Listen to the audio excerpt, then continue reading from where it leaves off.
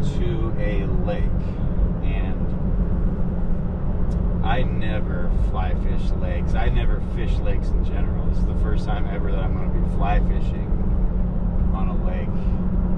I don't know, something about still water just never really appealed to me. I always liked running water and the sound of a creek.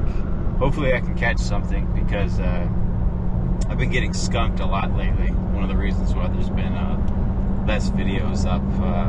The weather's been transitioning to fall, and the fishing seems like it has gotten way harder. So I don't know if trout just need some time when the seasons adjust, if they're a little weird when it first happens. But yeah, hopefully I can catch something so we can make a video.